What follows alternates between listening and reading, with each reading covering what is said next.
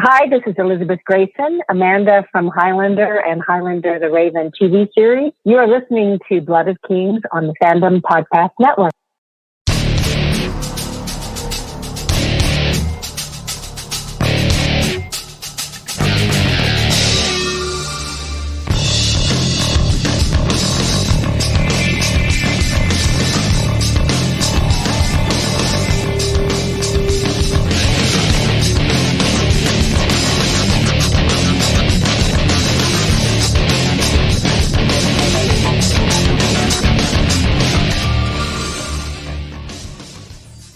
Welcome, Highlander fans, to Blood of Kings, a Highlander podcast here on the Fandom Podcast Network. On this show, we cover everything from the Highlander universe.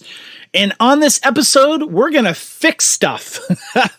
Welcome to podcast 152 of Blood of Kings. This is Highlander The Fixening, the first one of a limited series, and we're going to fix the zone. I'm Kevin, one of your Blood of Kings Highlander podcast hosts. Please welcome my co-host, Lee. Welcome to The Fixening, Lee. Hey, Kevin, great to be here. I just wish I didn't have to watch The Zone to do it. That is the drawback. I wonder if we're going to when it comes to the other episodes, we're going to target if we're actually going to like the episodes and want to watch them. But yes, you had to watch The Zone to get this. But we'll get into why we're calling this The Fixening. But knowing what we were going to do, though, Lee, I got to ask you, when you rewatched it, did you kind of go into it with a different mind frame? I did, and it's still bad. But I was I went in and I'm like, okay, here's the part that I would take out, and it was also like going in kind of with that film critical eye. I just kept on looking, and I'm like, why did you do that? Why? So okay, yeah. Okay, so let's get into the meat of this here. Why are we calling this The Fixening? Okay, and why are we targeting the zone? Well, I got to give a little bit of credit to my friend Amy. She does some Star Trek podcasting.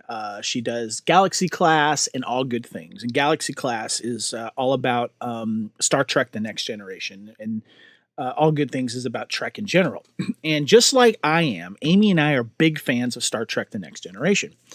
And they started doing this cool show based on Star Trek lowest rated IMDB episodes. And what they would do is they would talk about them and figure out maybe better ways. What could they have done with these episodes to make them better? And they kind of had their own guidelines and stuff like that of the way they did it. And they would actually talk in some of these episodes. A lot of these, her and her co-host actually liked, but for one reason or another on IMDb, which is a respected site for, we get a lot of our information for podcasting for IMDb. A lot of great information comes from that. And, but for some reason or another, these were the lowest rated episodes. And so that gave me an idea. And I told Amy, I said, I want to steal your idea. I got a great idea for Highlander. She says, oh yeah, fine, go for it. It'd be fun. So I came to you with this idea, Lee, that why don't we target the lowest rated episodes? And we'll target 5 of them for now, a limited Bloody Kings Highlander podcast series. Let's target the 5 lowest rated episodes. And then, figure out how can we fix these to where they would become better episodes, and what would we have done if we could go back in time and say, you know what, I know where they were trying to go with these, but what could had made them better? And I have a list of the lowest rated episodes. And what's funny is The Zone is the second to lowest rated episode. The lowest rated episode is actually the season 6 episode of Two of Hearts. And then it's The Zone, and then it's Bless the Child, Deadly Medicine, and See No Evil. And then some other lowest rated episodes we have are Family Tree, Road Not Taken, Free Fall, Bad Day in Building A, and The Fighter, Warmonger, Revenge of the Sword, which we've covered and we like, is on there as well. Blind Faith, Vendetta. These are some of the seasons like lowest rated ones. But are you surprised by the top 5? A little bit. I like See No Evil. Of season 6, Two of Hearts, I think, was probably one of the better ones. I mean, if you were going to go like the top 5 worst Highlander episodes, I would have started at season 6, and there wouldn't have been room for anything from other seasons. But you would have thrown the Zone in there, obviously, right? No, because I had removed that from my memory banks. I did not. Yeah. Yes. Yeah. So we decided to target the Zone. Even the Zone wasn't technically the lowest rated one; it was the second lowest one. We wanted to target it first because I think, in general, when it comes to Highlander TV series fans, the Zone always is at the top of the discussion. Because when Norm and I did an episode of the least favorite TV episodes, the Zone was number 1. Clay Boris, who directed the episode, even voted for it. Do you remember that? I do remember that episode. I remember you guys laughing your butts off talking about that. and we're going to get to Clay later because he had commented about this thread. But we wanted to set up some ground rules for fixing this stuff. We wanted to stay realistically. We wanted to stay within our boundaries to a certain degree. So we come up with some ground rules. Starting with, try to realistically change the episode for the better. Keep the budget and shooting location in mind. Don't try to make the production, move to another country and bring back other actors. Consider this like a last second rewrite. So meaning, we have the cast, we have the settings, the location manager has everything set up for us. But all of a sudden, boom, we go back in time, we drop another script on the table saying, this is what we're going to do with everyone instead. If we can, incorporate the same actors and guest stars. However, we are allowed to remove an actor. We can fire them right before we start shooting. Okay. Incorporate the same setting and flashback. Okay. You can change the mortality of a character. Okay. That's important here. But the one thing we did want to try to be realistic about is try not to change the main actors' motives, our main cast members, to what they would do in the episode that may be considered out of character throughout the series. Meaning we don't want to go in and say that Joe all of a sudden is now an FBI agent, or, Duncan turns evil for no reason, silly stuff like that. We want to stay in the parameters, right? So this is a pretty good set of ground rules, don't you think? I think it works for me. Definitely gets everything set there. And it allows us to really just kind of take the same recipe and flip the ingredients. Exactly. I mean, it's easy to say, you could have thrown in this, brought in this character from another episode. You could have changed the location completely, blah, blah, blah. But we wanted to try to be realistic about this approach. Obviously, we can go back and change anything to try to make anything, but we wanted to try to be realistic and kind of, approach it, from that way. Don't you think that's the best way to try to make this more realistic, I guess? Definitely. I mean, obviously, we can't travel back in time. But there could have been a last minute, script rewrite, while all the actors or the guest stars have been contracted and stuff like that, that we could have done something, and I think this gives us the ability to say this could have happened, right? Yeah. The writers could have gotten a shot of Narcan and stopped being high on drugs and, been like, oh, we should probably tell a story here. That's a good one. Well, let's talk about the Zone here. The plot on IMDb is very simple. It says, Charlie alerts Duncan to a mysterious man who may be able to reduce violence in the Zone, a dangerous slum neighborhood. If I remember correctly, it wasn't really Charlie. I think it was Joe. Yeah, and I don't think he ever said anything like, oh, yeah, this guy could reduce violence in the neighborhood by being dead, maybe? I don't think there was... Yeah. But I did find a review of this episode, and it's our friendly Highlander The Zone review done by Billy Dew. And we've brought this person up before, and I've been kind of curious about who this person is. And well, guess what? I have an answer to this, Lee. Billy Dew is a woman. She's based here in the United States, and she's done a lot of episodic television reviews. She has her own website, Dew Reviews, and that's Deux. But it's pronounced Dew. And I came across Billy in a Star Trek Deep Space Nine Facebook group. She posted a review of a Deep Space Nine episode. I'm like, wait a minute. I know this person. I've seen her Highlander stuff. And I sent her a message and we started messaging back and forth. And I said, first of all, thank you for your reviews. I want to let you know that we've used your reviews. We've named you and thanked you for these. And I actually asked if she wanted to come on an episode of Blood of Kings one day in the future, but she politely declined, saying, "Nah, I prefer to communicate through writing. It's my forte. I don't do podcasts and stuff." And so I said, "That's fine.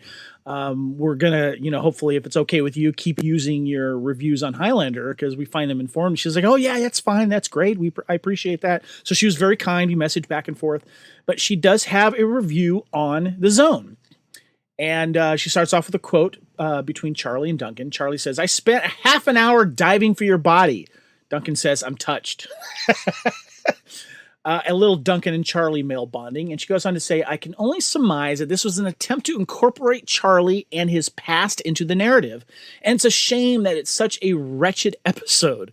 Obviously, at this point, Highlander was still searching for its niche, but Duncan MacLeod, Social Crusader, doesn't work any better than Duncan MacLeod, Immortal Detective.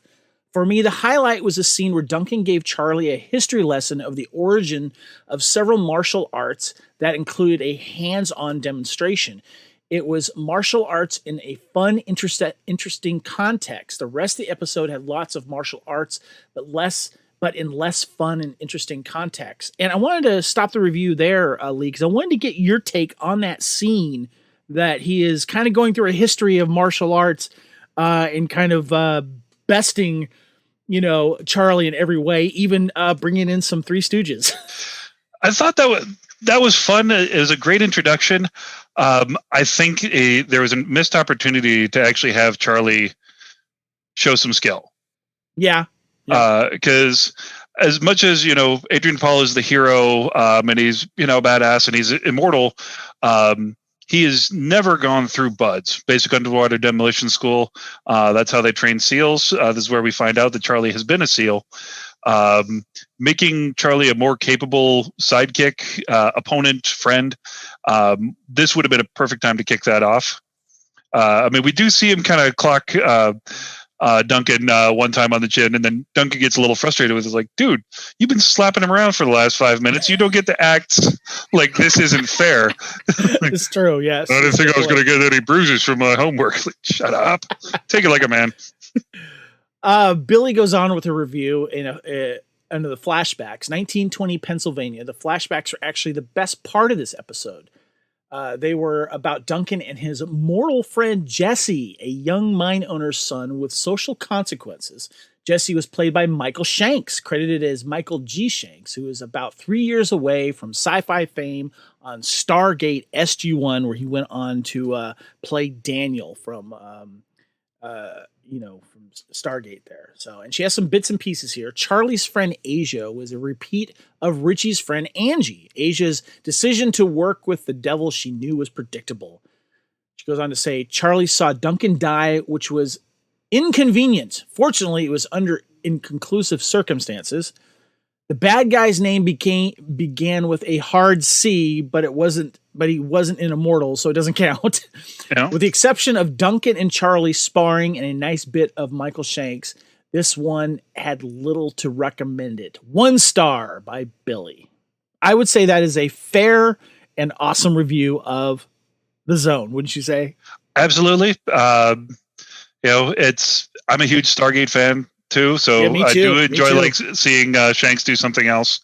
Yep. Of course, I'm looking at it and thinking that's still just Dr. Daniel Jackson. Well, let's get on to the episode itself. Director, of course, is Clay Boris.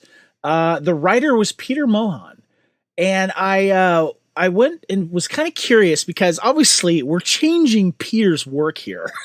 Mm-hmm. To make this better.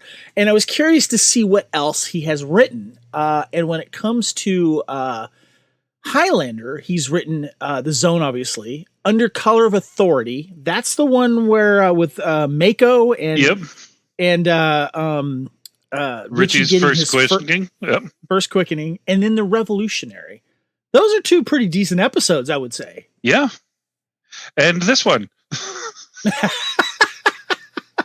But I was looking at the writing credits for I'm sorry, what's his name? Peter Mohan. And he did an episode of Orphan Black. The TV series The Listener, did 8 episodes there. Murdoch Mysteries, Lost Girl, I remember that series, did 2 episodes of that. The Bridge, Sanctuary, Blood Ties, Holiday Wishes, a TV movie, Mutant X, several episodes there. Myth Quest, Relic Hunter, Codename Eternity, Honey, I Shrunk the Kids TV series, Due South, La Femme Nikita, Tropical Heat, Night Heat. He's done a lot of episodic TV. He's been busy doing some other stuff as well. So obviously he has a resume, but for this episode, kind of fell flat. Yeah. Well, and like the rest of the resume seems to match with this Highlander thing. I want to go back to The Bridge, which is one of the best TV shows of the last 20 years. It's very dark and disturbing, and I would not recommend. That's a murder mystery one, right? Yeah, it takes place on the bridge between Tijuana and California. Yeah, and or Tijuana and Texas. I'm not quite sure where, but it is dark. It's disturbing. It takes left turns that you never see coming. And then you take The Bridge, and then you compare that to Tropical Heat, which is basically bikini spies. Which I did watch that show quite a bit. That was. Basically, kind of like it was just this side of USA Up All Night, if you remember those. It seems like it's exactly as it's described. Yep. It's wonderful. It's horrible. All that great stuff. So, yeah. Highly recommend it. I want to get into the cast here. Of course, you have Adrian Paul. Stan is credited, but he's not in this episode as Richie. We get Philip, of course, as Charlie. We get Joe Dawson back. The villain, Kanan. We get the character Asia. We get, what else do we get here? Michael Shanks, of course, from the Flashback. These are the main people in the cast. Stunts was Bob Anderson. He was the Swordmaster. I think he took the week off for this one. I'm just going to say. Yeah, there wasn't really a lot of sorting in this one. There was like, I'm going to hit you with a pipe or maybe a stick. And, or I'm going to wear a color me bad suit and play with a butterfly knife. Ooh, yeah, I'm gonna sex you. That should have been the theme song over it because it would have made just as much sense as the rest of this episode. Why are they in the zone wearing color me bad suits? You have this superpower of looking at someone's older picture and placing them in some like either 80s, 90s, or early 2000 band, and you've done that for me several times. Kinda, yeah. Or Twilight. Yes, or Twilight. Okay, so I want to mention this.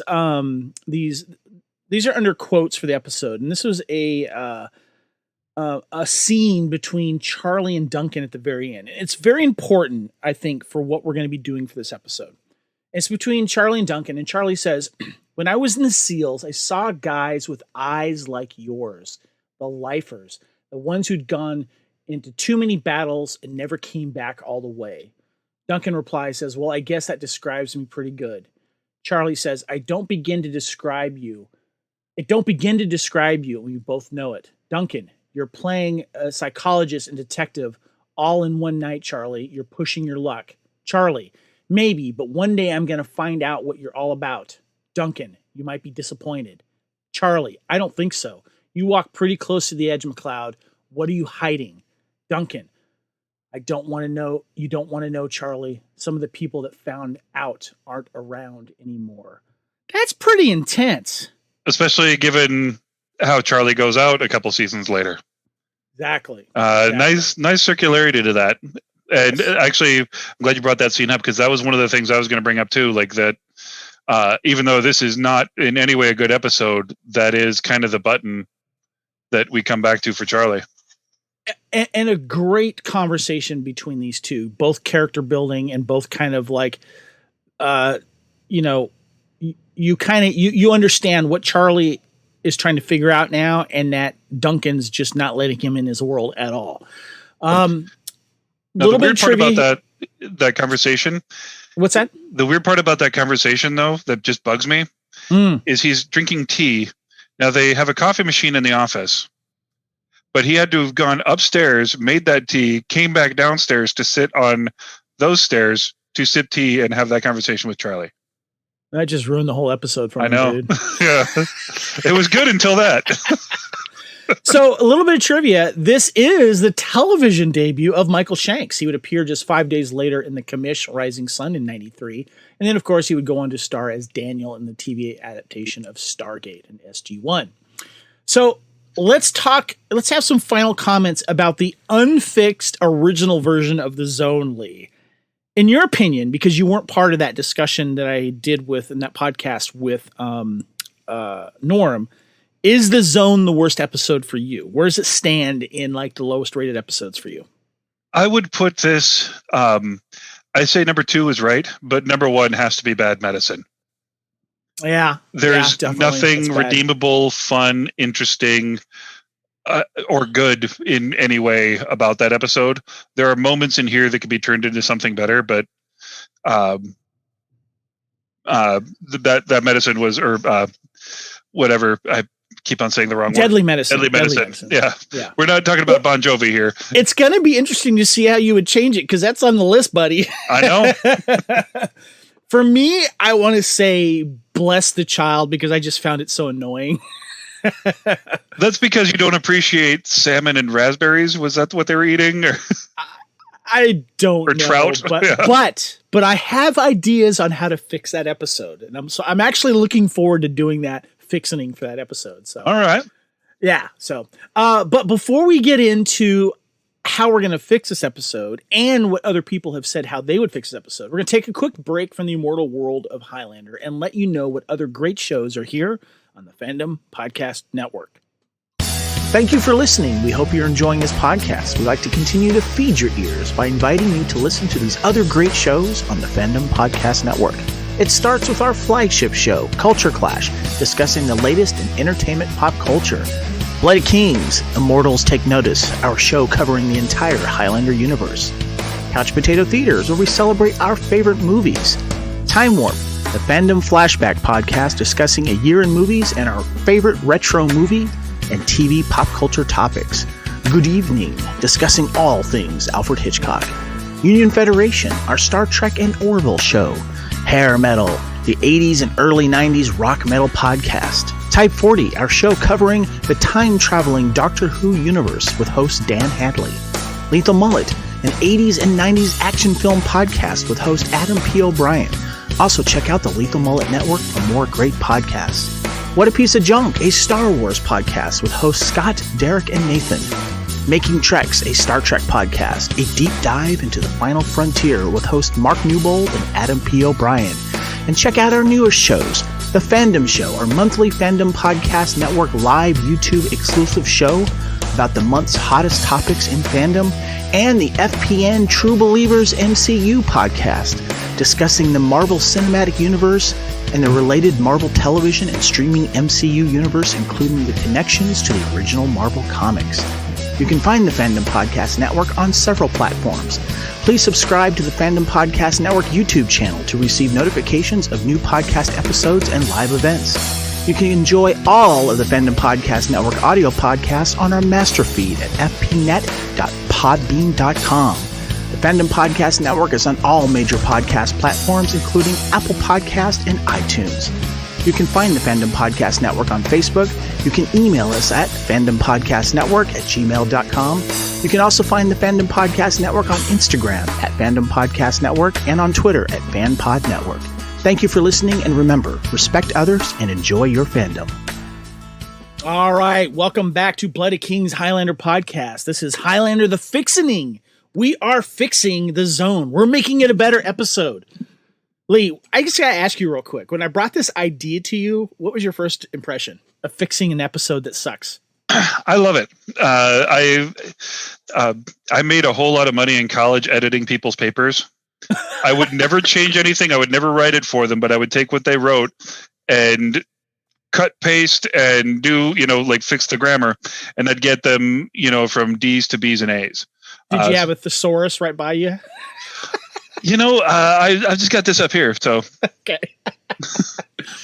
You can tell when someone's using a thesaurus. Oh yeah. Well, especially you'd never want to give somebody a $10 word if they only got $2 in their pocket. Like, that's a good point. Yeah, like the prof is going to recognize it, but if it's the words that they would have done, and like they could say, "Well, I had a friend edit," but like this is, I would never plagiarize or do anything like that, but I would make their arguments sound better. Did you come across some plagiarism when you were doing that? Oh God, yeah. I actually, they had to change some rules for me because I was asked to write on the same topic 3 times in different classes. Well, I already wrote that topic. And so somebody's like, I've read something like this before. And I'm like, yeah, I wrote it. They're like, well, you can't do that again. I'm like, you assigned me the same thing. I haven't come to a new conclusion. I haven't plagiarized anybody. I have given myself the permission to use this document.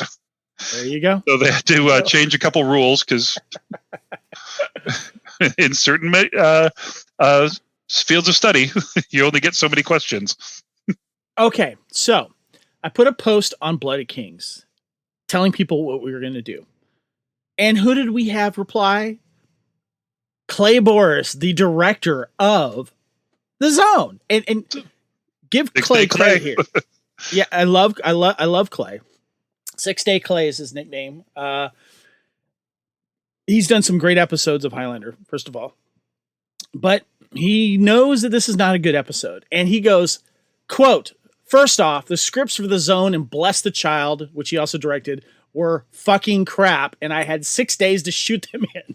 Second, I actually improved the material I was given. But I do agree they are not very good. No fucking heads off, no quickening."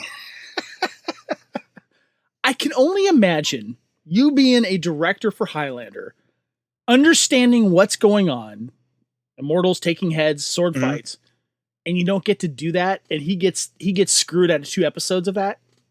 Yeah. But at least, he gets to go to a dock. Yeah. What's funny, I've actually been to the filming location for Bless the Child. At least he got to go up there. Our buddy David Walsh said, at least he was replying to Clay on this, saying, "At least The Zone had Michael Shanks." But apparently Clay doesn't know who Michael Shanks is. He says, "Who's Michael Shanks?" Says he went on to play Daniel on SG-1, the episode in his first role. He says, "What part did he play?" And Jill says he was Mac's friend, the son of the tycoon who died in the fight with the Union Breakers. And then Clay said, "Hi, Jill. Guess I need to watch the episode. I barely remembered." And Jill said kindly, "Everything good about the episode is because of you. Everything else is because there's only so much you could do with that script." And let's see here. And then David said to Clay, "Jesse Collins." And then Clay said, "Wow, Jesse Collins was the star in Cats with a K and Dog, which I directed 29 episodes of. We were friends, so I probably changed the original name of the script to his."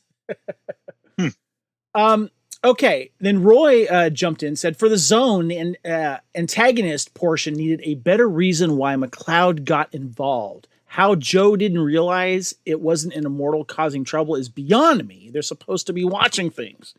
And Andy Sloan replied to Roy, saying, "The Watchers have people go in and investigate whether or not someone is immortal. Kanan came into the radar as a potential immortal, and Mark Wells went in to get more information, but was killed while doing his job." Roy replied saying, that's what it was. Thanks for that. Haven't seen that episode in a while." And then Andy replied saying, "Yeah, so Duncan was asked by Joe to check out Kanan to confirm if he was immortal or not." By the way, Lee, I don't blame anyone for not having to go back and rewatch this episode and not remember all the details, including poor Clay. Yeah, I honestly put it off until last night because I just didn't want to watch this episode. when you and me both, bro. No, straight up, when you asked me to kind of come on and be the co-host when Norm left, I watched every episode but that one. I watched Deadly Medicine. I felt like I had to threaten you to watch this episode. Pretty much, yeah. Okay. Roy Murray came back, "Thinking about it, I'm still convinced that Duncan needed a better reason to go to The Zone. Maybe if he was helping someone else besides Joe, or if Charlie was the one needing the help, or if that guy who got shot stumbling into the gym in the middle of the sparring session and he was one of Charlie's friends or Joe's friend. Give me a better reason than I need this favor from you, Inspector McCloud. We got one other great observation response from Clinton Rawls on Bloody Kings. He says, I actually found the idea that Watchers have to do a recon on possible immortals to be an interesting notion. All it would take is a rumor on the streets picking up steam for the Watchers to take a little interest, and thought of them investigating little urban legends or a barroom boast make for interesting story fodder. That is a fascinating observation, Lee. I wish we would have seen more of that, actually. Yeah, and I think this is the kind of thing that they should be incorporating into the new series, because we sort of get the Watchers as an afterthought. Yes. And like in ways that they would fit into the show. What's the episode with They Also Serve? Yeah. Was a really fun look into, kind of the Watcher society, because we don't get much like that. We basically just get them being all serious and angry. I love the fact of urban legends. Yeah. And finding that out. You know what I would have done if I was in the Watcher saying, I say, can I find out if this DB Cooper dude is actually immortal or not? Now we know he's Loki, but I mean, still. Yeah. Clinton Rawls goes on and says, as far as making the episode better, I think it does a lot right. It develops the new relationship between Joe and Mac and Charlie and Mac, and reveals a lot about Charlie as well. To improve upon this, I wouldn't have jettisoned the Watchers so quickly. Maybe after Horton, Joe isn't sure who he can trust in the Watchers, so he wants to keep the investigation close to his chest and bring in an outsider. Perhaps rumors about Kanan and other surviving violent attacks attracted some hunters, and now we have rogue Watchers without a leader murdering mortals as a precaution in case they might be immortal. Joe needs to clean things up, and the only way he can do that is to break the rules and bring in an outsider like Mac. I thought that was a great observation for Clinton to say. Yeah, and it feels like they should have made that turn at several different points in the series. Right. Obviously in finale, they very visually bring Duncan into the Watchers headquarters, all that, obviously, 2 minutes to midnight, same kind of thing. Like, I think that's a really good take on this. Yeah, definitely. Okay. So let's get into how we would fix the zone. Welcome to The Fixening. Reminder of the rules. Try to realistically change the episode for better, keeping the budget and the shooting locations in mind. Don't try to make the production move to another country and bring in other actors. Last second rewrite. Think of it like that. Incorporate the same actors and guest stars, but you can remove one if you want. Incorporate the same setting and flashbacks. You can change the mortality of a character. Make someone who's immortal mortal or mortal immortal. But try not to change the main actors' motives. Don't change the people that we already know. Would be considered out of character from what we've seen throughout the series. So, Lee, I'm going to start with you on this. How would you fix the zone in The Fixening? I would get rid of Kanan entirely, because we don't really know. We know that he gives a gun to a kid. And we know that he hits people, but we don't know like where he's getting all of the money for his Color Me Bad suits. And why he's not sharing that around with people to get their own Color Me Bad suits. Like they're, obviously living in abject poverty. Okay, so if you're taking him out, you're going to have to explain then what's the threat here, because Kanan's the main threat. Here's where I'm going with this. Michael Shanks, that was his first death. And in the flashback. Yeah. And he okay, I like where you're going with this, because I'm having a similar thing here. So go ahead. So he's now the Kanan character, obviously Jesse at this point. So you're saying his first death was in the 20s in Pennsylvania. Yep. Okay. Which explains why Duncan is looking after him. Okay. Explains more of his, because I'm pretty sure Duncan wasn't just hanging out at Princeton looking for miners. That is coal miners, not underage people. You never know. But it would explain that relationship. It would explain why Duncan is trying to keep him out of it, even though he knows that this is going to go on. But it also would bring back, kind of as a way to convince Jesse to stop what he's doing. The young kid. Yeah. Yeah. No, well, Michael Shanks. Oh, I'm sorry. Yeah. Okay, Michael. I forgot his name. Yes. Yeah. Okay. Convincing him to stop if he saw a group of people. So you're saying Michael Shanks becomes the villain in this instead? Yeah. Okay. So he basically is Kanan at this point. Okay. Okay. Basically same setup, all that sort of stuff. It would explain why he's wearing a zoot suit, or color me bad suit. Like it's just it was cool when he was a kid. But in that, if there is this uprising against him, he could see this same thing that caused him to die, caused him to lose his family, all that sort of stuff. He could see himself as a bad guy. So what is Michael Shanks' character's motivation in the zone then? How's it different, or if the same, with Kanan's character? Basically, I see him as moving more towards kind of a Robin Hood, or kind of a overly enthusiastic union organizer. Kind so of like he's not the guy. A villain? He is, but in a way that he is able to justify to himself. So he's a little bit power hungry then. Yeah. Okay. And he's still robbing people. But he's able to explain it. It's like, and that would explain why he's got a clinic set up. Okay. Because not a lot of people that give revolvers to 13-year-olds are setting up medical. So he's allowing the character. So Asia still exists. The one who's working the clinic. He's maybe what's his relationship with her then? I think he's just kind of a benevolent leader. He's allowing her to keep the clinic. Yeah, because he's so entrenched in the kind of the rights of this one group of people that he's involved in. But also in the same way that the union in the flashback was willing to kind of not listen to reason and put everyone in harm's way. Good motivations, bad results. Okay. Would be a way to for Duncan to recognize what's going on, but also recognize a way to save his friend. Gotcha. Yeah. But you were going to ask him? Yeah. So I know you want to say something about Charlie, but I want to ask you, how is the relationship between Duncan and now Michael Shanks' character, who is this kind of bad Robin Hood type character that's overlooking the zone, how is that concluded? Honestly, I would see it very similar to an episode later on, Warmonger, where suddenly there's like this realization of who he's become, and finding some measure of peace for the character. Mm-hmm. But is there a fight between him and Duncan, and does one of them die? I think there's a fight, but I don't think they die. I think or even similar to like he had with Gregor. Okay. You think that Michael Shanks' character learns from this confrontation from Duncan? Yeah. And and recognizing his own past Jesse trauma. Collins. I keep forgetting his name. Sorry, go ahead. Yeah, he's recognizing and learning from his own past trauma instead of building his entire identity around it.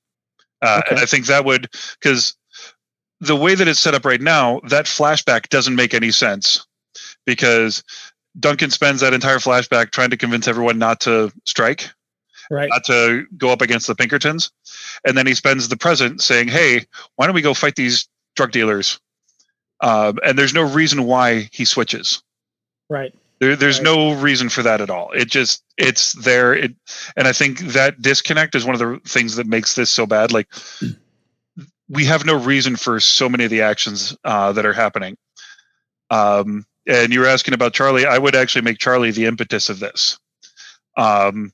If Joe can still kind of be looking for his watcher, but Charlie kind of coming in saying, "Hey, the zone is where I grew up," all that sort of stuff. And if he's taking the lead, like maybe Duncan doesn't want to do it, but Charlie goes, and then Duncan goes along as backup.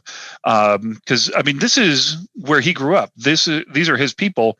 If he's not the person rescuing them, we kind of get into that problem of the white savior, the Batmac, as the guys in Philly call him. Charlie's there, but he's not serving a purpose other than introducing Asia and Teo. Right. But if he's actually a force for the change, if he's the one that actually gets him out of the cooler, there's a lot of things that he could have done They could have actually shown Charlie diving. Maybe they didn't have an underwater camera, but they could have shown him, kind of going up and down, but they didn't even show anybody go in the water to get Duncan. Yeah. Yeah. Yeah. And I mean, if you're going to put somebody in the water, I mean, you got to be Duncan, right? Duncan. Or someone who's a seal. True enough. I see what you did there. But we get no sense of him as a seal or even as a particularly good fighter. Right. And Philip Bacon actually is a master instructor in Aikido and I believe Kobudo. So I mean, he could have been a better fighter and given Adrian at least a more even fight. Because you and I've talked actually a couple times, like, why aren't there more mortals that can fight immortals well? Yes, exactly. If anyone's going to put up a good fight, a seal, because nobody can deal with pain the way they can. And I think you're on the same plane as Norm and I when we would talk about Charlie, that we felt that his character arc got screwed. Yeah. Yeah. And I mean, really just sending him off with Mara and then coming back to get killed was not good. Yeah. Yeah. I like that. That's cool. That's a good rewrite. I would enjoy that one. That's good. I like that. Okay. So I got mine. All right. You ready? Now I need you to interrupt me like I did you. Okay. And clarify things as I'm setting things up so you and the listener can understand where I'm getting at here.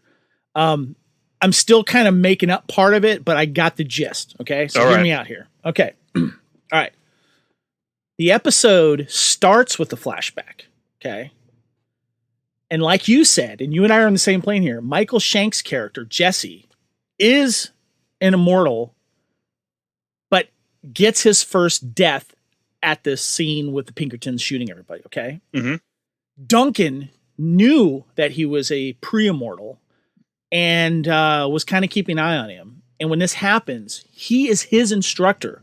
He is his Connor McLeod or Ramirez, and he's the one that brings him up. And I think you alluded this is what would have happened to Jesse's character in your rewrite. Exactly, right? Yeah. Yeah. So we have a relationship there, but the flashback starts with the episode, okay? The episode then goes to the zone. We still have the whole Watcher thing going on because that's fascinating. I love the fact that a Watcher is checking up.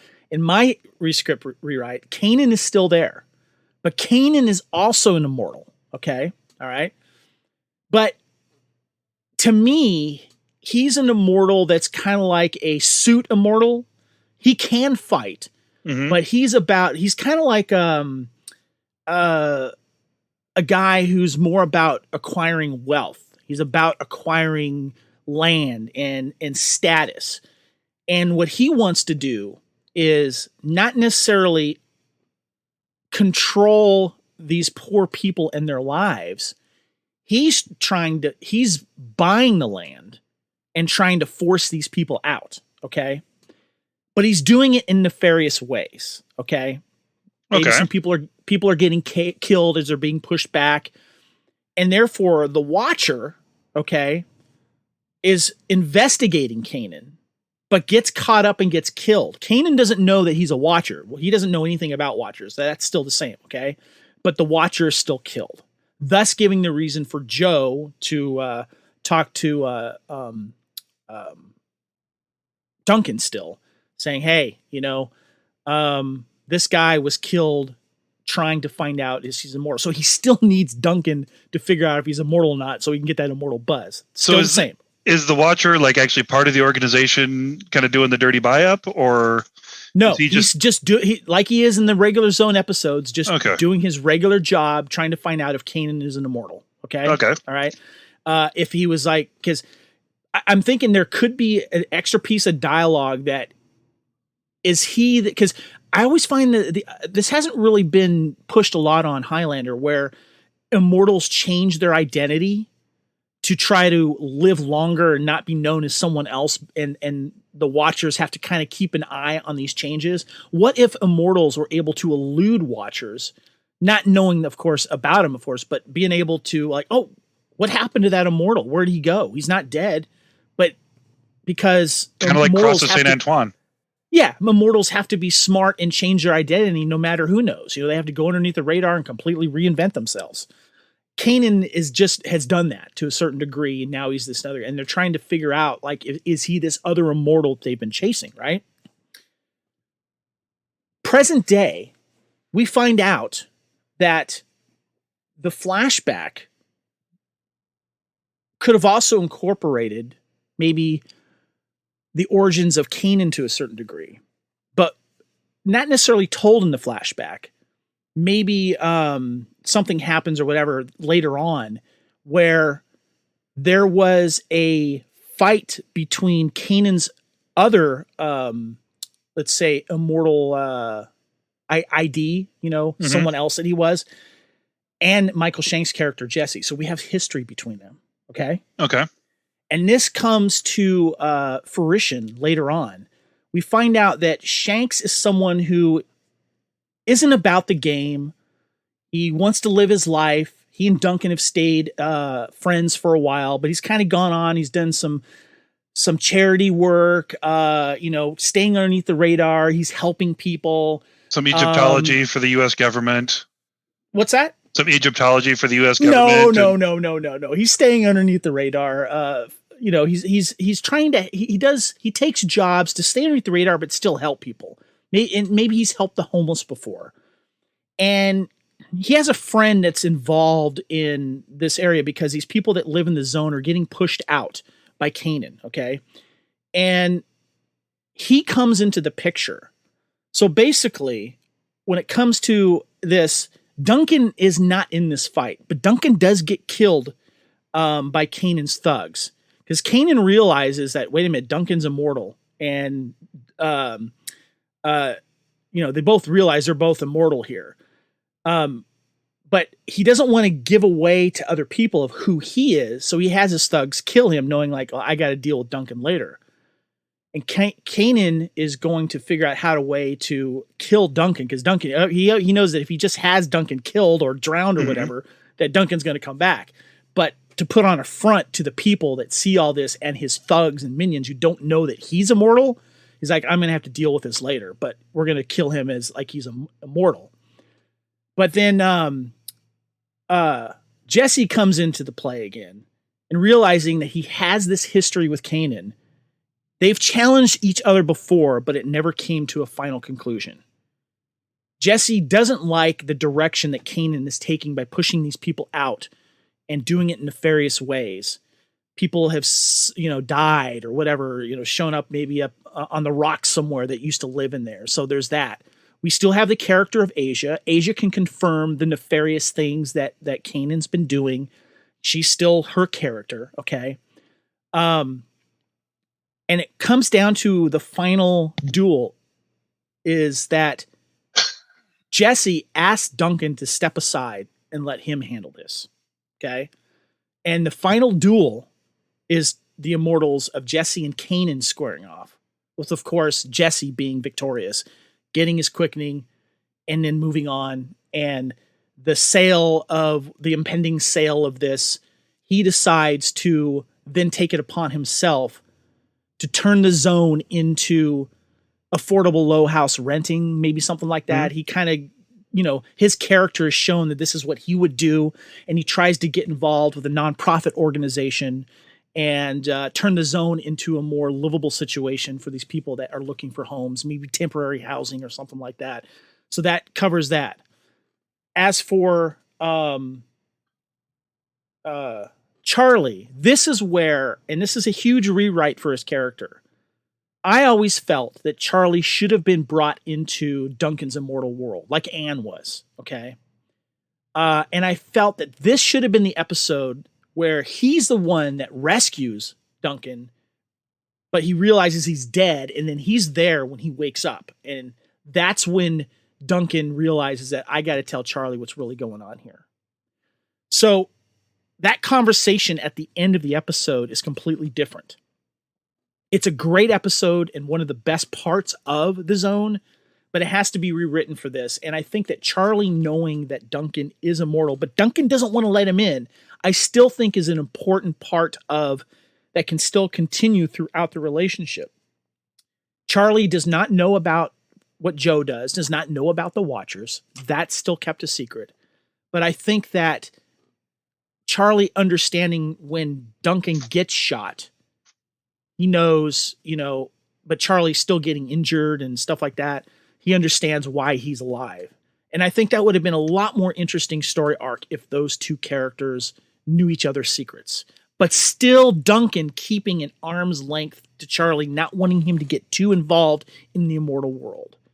Maybe he finds out about Richie as well, maybe. I think that would have been interesting. Maybe he and Richie could have then gone on and have a little interesting angle to their friendship, them knowing each other's secrets. So that's my rewrite of The Zone. Have any questions? Any holes I need to fill? So I like where you're going with that, and I kind of had a similar thought. Like, this is where Charlie finds out. You're talking about the Charlie arc. Yeah, gotcha. The Charlie arc. I like that idea of him finding out that there's something different about Duncan. Mm-hmm. And I kind of gave me an edit on mine. Like, if Charlie beats whoever the bad guy is of, either your story or mine, and actually Mortal kills him and then sees the guy wake up and then goes back to think about, okay, I saw, Duncan went in the harbor. Now he's fine. If this is like where the seed starts and we actually get a B plot going through some of the episodes. Yeah.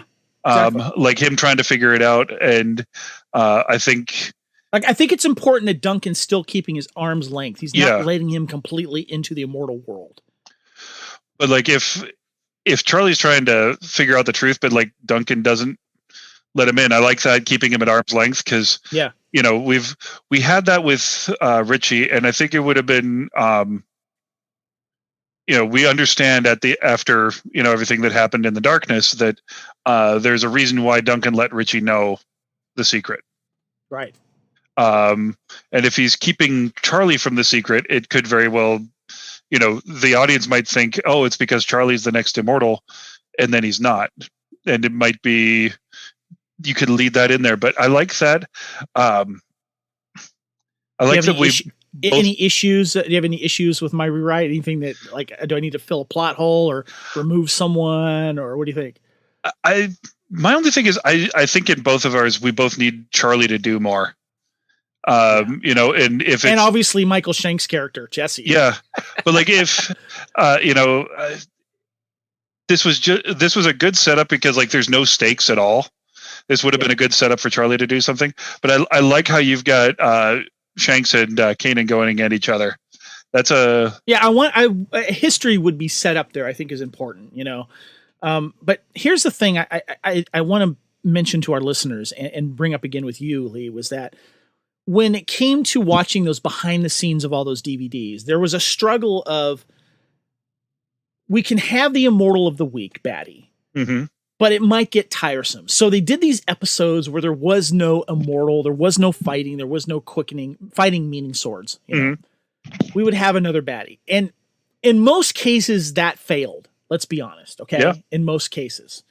And I bring this up because I think that you could still have immortals, but not have the fight, because it's about their world. It's about Duncan's involvement in the world. And the next episode is, in my opinion, a great example of that, where it succeeded, where they had immortals, but no immortal fighting and no quickening. And that's the return of Amanda. And that they used, and that's where they come across the, what is it? The money plate or the printing plates for $20 bill or something. Yes. And this is where we have Don Davis, of course, as we know from Stargate. He plays the corrupt, it was an FBI agent or something or other, and he shoots and kills both Amanda and Duncan, not knowing, of course, they're immortal, and then they come back and we're able to, come back alive. Oh, you had an idea. What do you got? What do you got? I just realized that in your version, Charlie's watching the video on the news of those two people getting shot. He recognizes Duncan and realizes he was dead. And that's that sets off that thing. It doesn't even happen in this episode. It's perfectly set up for the next episode. So you're saying that Charlie discovers his immortality in that episode? Yeah, like he's like, how did you survive that? And he's like, I'm hard to kill, and that's like the only thing. And then he sees his buddy get shot, go over the side, and then not die. I like that, but that's the rewrite for that episode. That episode was good. So I know, but it's like, my brain doesn't stop working. But my point is that there could have been a lot more options for writing episodes to where we didn't have a quickening and a sword fight, but immortality is where you got to kind of stick to that. You got to stick to the immortal world. Yes, it's nice to see Duncan deal with everyday hoods, everyday problems that us as mortals would have in a reality. But Highlander's Highlander. And I think if you take away, it's okay to take some of the ingredients away, but taking away immortality and Duncan's world of immortal is taking away the sugar in a cake, so to speak, I mean, in this, you only get him dying and then coming back to life. Really. Yeah, and way too many costume changes. And I don't know why they kept going back to the dojo. It's like, I'm sure everyone will be fine till tomorrow in this hellish landscape. I'm going to go and change into a different vest or a different tunic. I got a quick question for you. You wanted to take Kanan out. You took Kanan out of your thing forever. Is it because you don't like his character? You don't like his color me bad outfit, or you just felt it was useless? It was useless. You only know that he's bad because he's bad. Like, we don't really get a sense of his motivations. We don't get a sense of him as a character. He is just this archetype around whom everybody else acts. Okay. There were several other ways to tell this story that would have been interesting. If we try to redeem Teo, right. If we try to redeem Asia, rescue her, save. I thought Asia was perfect. She was a great side character. Didn't need to change, and her character could stay the same. Yeah, her character could stay the same, but like, she kind of crosses that line, of betraying Duncan, and we sort of get a reason for it, right? And then we sort of get a reason, but like, if we take that same complex character and make her a little bit better, I think maybe she saves him because of Charlie, or something a little bit more. Again, with those characters, we don't really have a reason to like the zone, like the location, right. the populace, we just see everybody stand there as this guy runs everywhere except for the very broad open path right in front of him at the beginning. Like, literally, there is a huge, wide open street. He decides not to run down that. I'm going to run here around this corner, or I'm going to run into this camper. Speaking of the location, when I was looking at it, I seem to deduct that location is not too far from the sulfur mine scenes from Band of Brothers with Grayson, the big Grayson fight that where Duncan almost got killed. Because you can see those if you're across the bay in Vancouver. If you're looking across, you can see those sulfur mines because they're impossible not to see because they're all yellow and everything. So I think we did a pretty darn good job of the fixing the zone. I would have loved those, man. I liked mine. Yours is awesome too, dude. Yeah, I think we both had a good way to take the same ingredients and make a better recipe. Exactly, and we basically, you just removed someone. And we made Jesse, Michael Shanks' character, immortal, and just kind of changed a few things. We didn't really have to change Charlie too much, except him maybe finding out the secret. We kept the zone the way it was. Mm-hmm. We kept some of the characters. We kept the Watcher part still the same. Well, and making Charlie a better fighter. That's the other thing I would totally change. Exactly. Charlie got screwed in this series. This would have made him much more interesting. So anyway, the listeners, let us know what you thought of us. Did you like our suggestions? Would you rather have had that episode of The Zone, the fixing version, than what we got? Let us know on Blood of Kings. But I'm going to have a little fun here, Lee. I'm going to let you choose which episode we're going to fix next out of the 5 lowest rated ones. We just fixed The Zone. We have 2 of Hearts. Immortal Catherine's village is decimated 700 years ago. The orders of another immortal. Now she and her mortal lover are finally in a position to take revenge. We have Bless the Child. While camping in the woods, Duncan and Charlie help a frightened young woman and her baby flee from an abusive father-in-law. We have Deadly Medicine. McLeod is struck and killed by a speeding automobile. When he revives in the hospital, he attracts the attention of a deranged doctor. And we have See No Evil. A friend of Tessa is assaulted and nearly killed by a serial killer who scalps his victims. Duncan believes him to be a copycat killer. I was going to say we could throw in Bad Day in Building A because so many people think that's a really bad episode. So I'm going to throw that in the mix as well. We got terrorists taking over, obviously a courtroom there. So of those, which one do you want to fix next, Lee? I'm going to say See No Evil because I actually really like that episode. See No Evil. Okay. Yeah. Okay. All right. A friend of Tessa's is assaulted and nearly killed. Are you sure you want to go with that one? Because not everyone thinks that's a bad episode. I do. I can see the bones on how to make that one better. Just so you know, of the 5, it is the best rated one. Okay. Well, and my other choice, I realized we would have to bring in Mr. Norman C. Lau again. The Two of Hearts, because that stars Claudia Christian, who played Ivanova on Babylon 5. True. And I could not talk about Claudia Christian without bringing in Norman C. Lau of the Clan C. Lau. This is true. We may have to consider that. So you want to go with See No Evil? I want to go with See No Evil. All right. We'll do the Highlander Fixening of See No Evil. Looking forward to that one. That's good. Okay, cool. All right, let's close things out here. First of all, this has been a lot of fun, Lee. Thank you for agreeing to do this. Thanks for the idea. And I wanted to ask earlier when they came up with this idea on Star Trek, The Next Generation, did they just call it a season 1 rewatch? No, there was some good ones like Sub Rosa from season 7 and some other ones. That one was pretty bad. Yeah. No, it was good. I highly recommend that you go check out Galaxy Class. It has its own feed. Check it out. And there's episodes where they go in and check and what's so funny though is that just for comparison, the lowest rated episode that is Two of Hearts was rated at 6.8. All right, on IMDb with 119 reviews. The Zone was 6.9 at 144 reviews. The lowest rated Star Trek episode was like a 3 point something. Wow. So Highlander fans are much more forgivable when they are leaving reviews. I just want to put that in perspective.